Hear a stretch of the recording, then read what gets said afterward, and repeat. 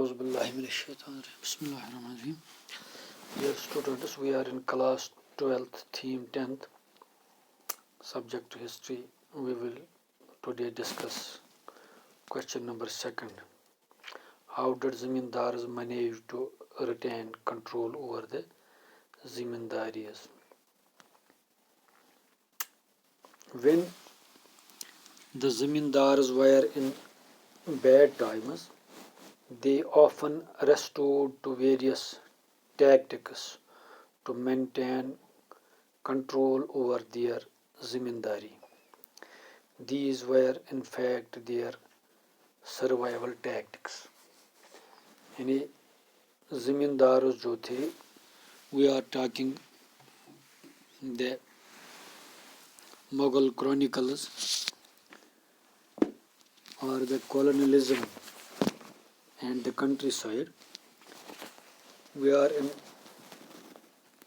the Bengals under East India Company, where the role of Zamindars, the role of peasants, the role of Raitas and the British officials, and what was the role of Zamindars during that time. कहते हैं कि जब ज़मींदार मुश्किल हालात से गुज़र रहे थे तो वो उस वक़्त कौन से टैक्टिक्स इस्तेमाल करते थे ताकि वह अपने आप को सर्वाइव करें और उन टैक्टिक्स से अपने आप को, अपने हालात को, मुश्किलात में अपनी ज़िंदगी गुजारते थे. Following are the important once.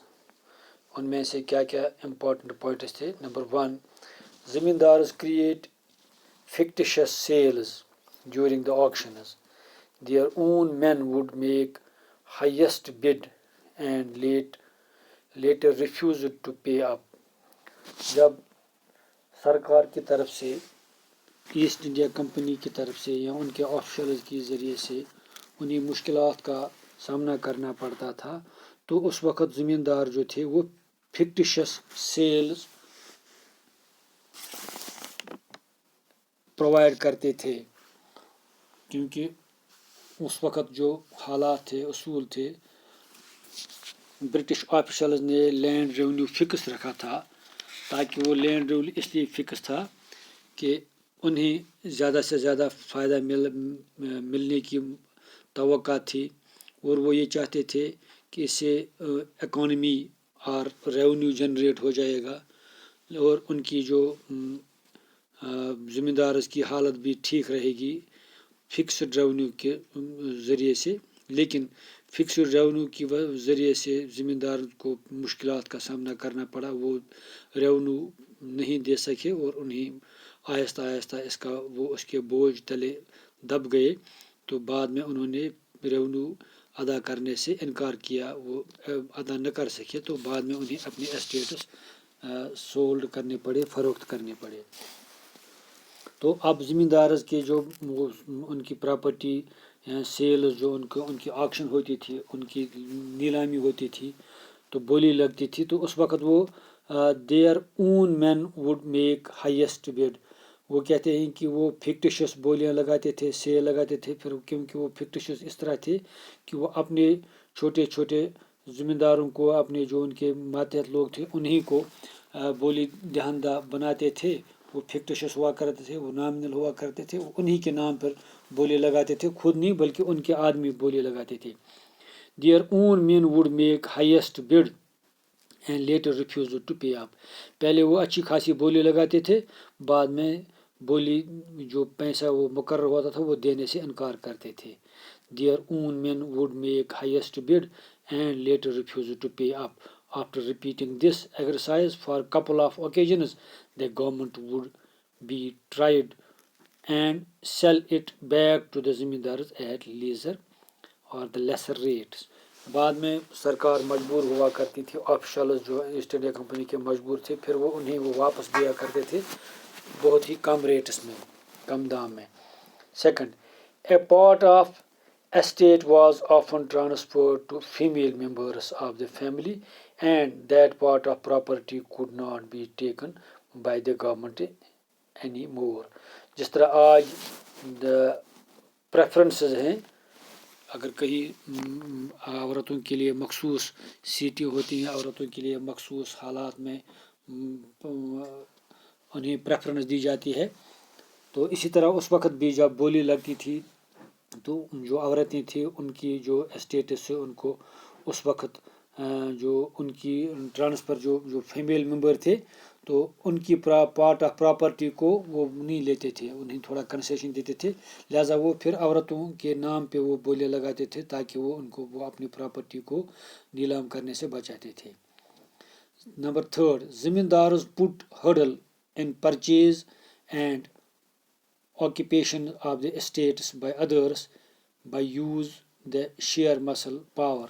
وہ کہتے تھے کہ زمیندار جو تھے وہ سرکار کے لیے، آفیشلز کے لیے، ایسٹرن آفیشلز کے لیے ان کے لیے مشکلات پیدا کرتے تھے، کیونکہ انہیں یہ معلوم تھا کہ اب انہیں کہیں نہ کہیں طاقت کا مظاہرہ کرنا پڑے گا تاکہ وہ بار بار ہمیں پریشان نہیں کرتے تھے، کیونکہ زمیندار اس وقت پاورفل تھے اور جتھے دار بھی پاورفل تھے، ان کے مقابلے میں جو پیزنٹس تھے یا انڈر جتھے دار جو تھے تو وہ بہت کمزور تھے، وہ ان کے بہت ہی ماتحت لوگ تھے، ان کے اپنے وہ کاشتکار تھے، وہ کلٹیویٹرس تھے، سمپلی وہ مالک نہیں تھے، they were not the owners, they were not the masters, but they were simply the کلٹیویٹرس۔ تو زمیندارز کیا کرتے تھے، وہ انہیں پرچیز کرنے میں، آکوپیشن جو اسٹیٹس جو تھے ان کے لیے وہ بہت ہی طاقت کا مظاہرہ کرتے تھے اور سرکار کے لیے مشکلات بھی پیدا کرتے تھے بائی دس وے اور by that way. 4، some times even peasants under the influence of zamindars opposed the auction of the state. ایک تو زمیندار کی بات الگ ہے، زمیندار تو بہرحال he was the land owner, he was the owner of the estate, he was the owner of the land اور دا پراپرٹی اونر۔ تو ان کے جو پیزنٹس تھے، جو ان کے without having no rights of or the masters, they were not owners of the land, they were not masters of the land، جو ان کے پیزنٹس تھے، ان کے کاشتکار تھے، وہ بھی کہیں کبھار اپنی انفلوئنس سے آکشن کے جو اسٹیٹس جو تھے، ان کی جو پراپرٹی جو تھی، جو ان کی جو اس وقت جو اسٹیٹ تھا، تو اس کے زمیندار کے ہوتے ہوئے کبھی کبھار پیزنٹس بھی آکشن کے حوالے سے اپوزیشن کرتے تھے، یعنی سرکار کو کبھی کبھار آفیشلز کو وہ ماننے سے انکار کرتے تھے۔ Number 3، how did the Paharis response to the coming of outsiders. Paharis live in the hills of Rajmahal. The British people began to interact with them and later Santals began to settle down there. The response of the Paharis were as follows۔ وہاں کیونکہ جو پہاریز جو لوگ تھے، پہاریز کے لیے ایک خصوصیت یہ تھی کہ پہاریز وہ تو زیادہ تر they believe in shifting of cultivation and had importance of forests. Paharias کے وہ تو زیادہ تر وہ کلٹیویٹرس تھے اور وہ کلٹیویٹرس کے ہوتے ہوئے شفٹنگ کلٹیویشن کرتے تھے، and they have importance to the forest, وہ زیادہ تر زندگی گزارتے تھے جنگلوں میں اور جنگلات ان کے لیے زیادہ اہمیت ہے۔ وائل ایز جو سنتھالز جو تھے، سنتھالز جو تھے they believe in to settled life اور سیٹلڈ کلٹیویشن، وہ سیٹلڈ کلٹیویشن کے حق میں تھے، while as the Paharias were this shifting cultivation, اور انہیں سنتھالز کو جنگلات میں زیادہ امپورٹنس تھی، وائل ایز دا پہاریز وہ جنگلات میں زیادہ انٹرسٹ لیتے تھے۔ اب کیا ہے، جو پہاریز تھے they resisted the settled of Santhals initially but had to accommodate them in course of time. پہلے پہاریز نے سنتھالز کو اکوموڈیٹ کرنے میں انکار کیا، لیکن آہستہ آہستہ انہوں نے پھر ان کو سنتھالز کو اکوموڈیٹ کیا۔ آپ نے یہ محسوس کیا ہوگا کہ پہاریز کون تھے اور سنتھالز کون تھے۔ پہاریز وہ لوگ تھے جو جنگلات میں کلٹیویشن کرے، وہ شفٹنگ کلٹیویشن کرے تھے، وہ کبھی ایک ادھر کبھی ادھر، جس طرح آج ہم جو بکروالز ہیں جو پونچھ راجوری سے آتے ہیں، پھر یہاں اپنے جو ہڈس تھے، ان کے جو جانور وغیرہ ان کے جو ساتھ ہوتے تھے، وہ ایک جگہ سے دوسری جگہ खाना बदोश थे। इसी तरह जो पहाड़ीज थे वो जंगलात को वो कल्टिवेटेड जो लें थे वो शिफ्ट कल्टिवेशन करते थे, वाइल जो छंथालस वो तो सेटल्ड कल्टिवेशन करते थे। Second, the pahadis shifted to deeper areas into the hills, जो पहाड़ीज थे जो उन्हें डीपर एरियाज जो थे उन्हीं में स्पेशली जो हिल छोटे छोटे जो पहाड़ियाँ थी वहीं पर शिफ्ट अपनी वो एरियाज़ में वहीं पर कल्टिवेशन भी करते थे और ये ग्रेजिंग भी करते थे।